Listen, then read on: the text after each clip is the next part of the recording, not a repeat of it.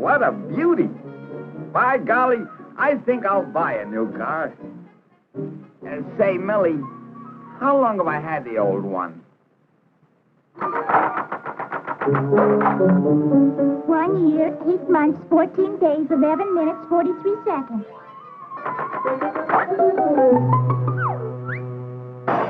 3 o'clock, boss. Time to go home. So it is. Well, I'm ready.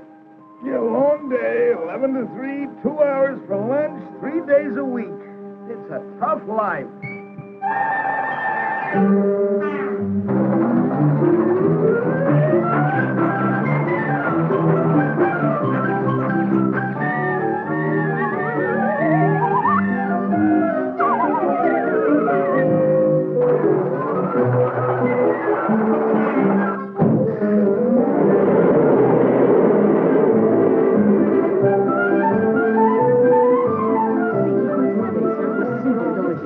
I've never eaten anything so fattening in my entire life.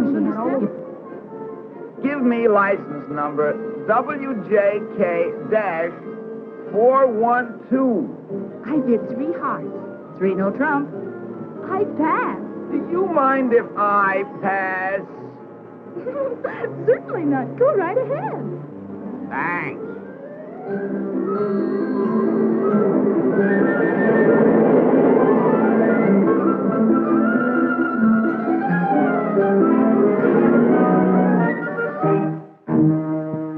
No doubt about it.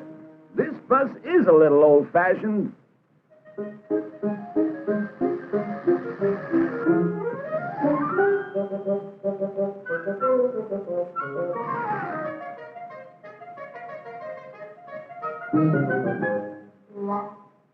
Well, that was delicious.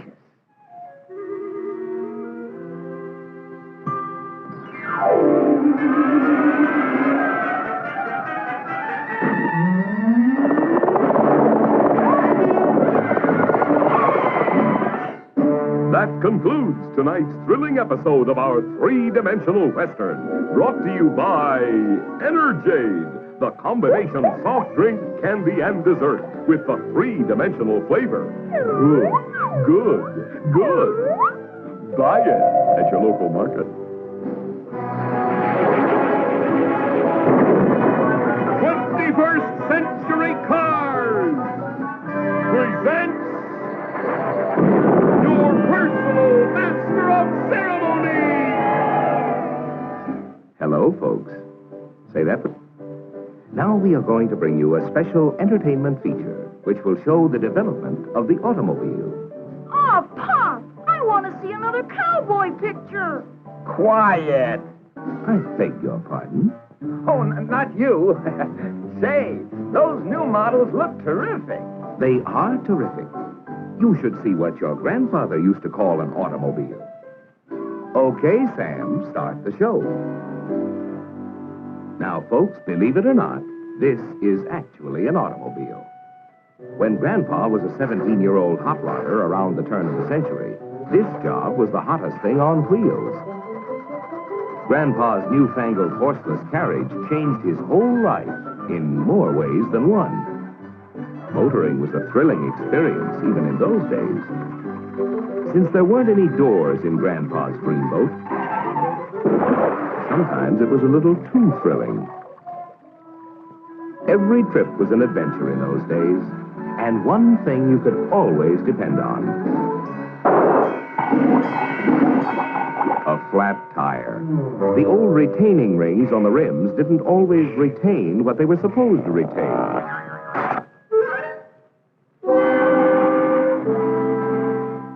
Shock absorbers hadn't been invented yet, and road conditions were ideal for testing the fatigue and failure points of automobiles and drivers. Grandpa's car didn't have much acceleration for passing, so he found himself on the wrong side of the road for longer than he should be. Caught out at night, Grandpa's gas or oil headlamps weren't much competition for a couple of fireflies. The little speedster had no top, and it was far from comfortable in an unexpected shower. The windshield was a great improvement, but But without a wiper, even Grandpa's 20/20 vision couldn't keep him out of trouble. The runabout didn't have a self-starter, and often the 10-horsepower engine didn't respond to the hand crank. Occasionally, even on good roads, individual parts failed without warning. Axles snapped. When drag links and steering knuckles failed, it was hard to tell what might happen.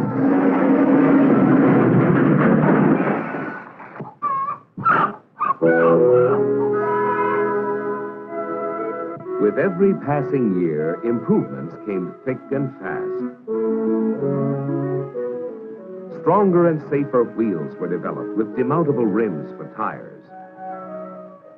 Doors were added to keep people safely inside. Tops became standard equipment. Windshields protected motorists from bugs and the elements. Wipers were invented to help the motorist drive safely in bad weather. The driver's seat was moved from right to left to make passing safer. The electric starter replaced the old hand crank. This remarkable invention enabled Grandma to get into the automobile driving act, and she really loved it.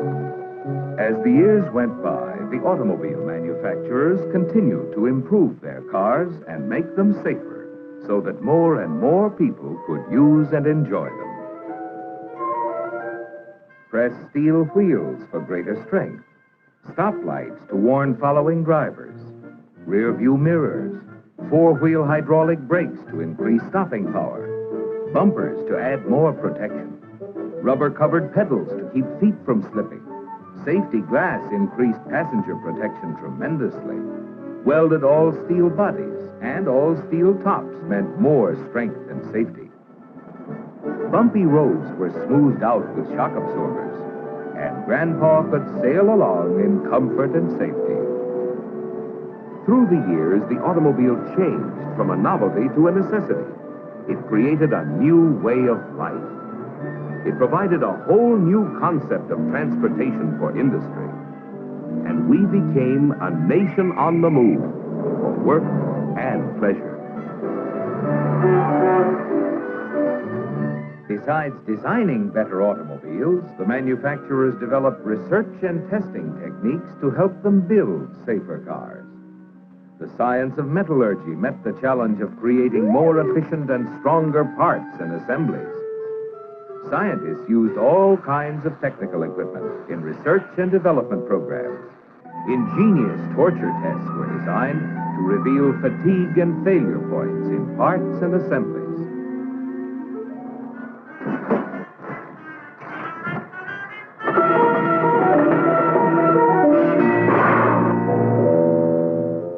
And like the parts and assemblies, the cars themselves were tested under all kinds of driving conditions to make sure that they would operate with maximum efficiency and safety. At the end of the rugged test run on the proving grounds, they were disassembled down to the last bolt and checked and studied in minute detail. Year after year, manufacturing processes steadily improved. To make sure that every automobile that left the factory was in good working order, each car was subjected to more than 2,000 inspections. Cars became safer and more reliable. So when Grandpa, still plenty spry in spite of his age, set out for a little trip, his car was reliable, safe, comfortable, and easy to drive.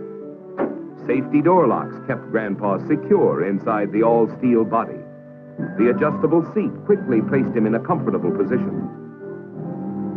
The automatic transmission made driving easier, and easier controls meant safer driving.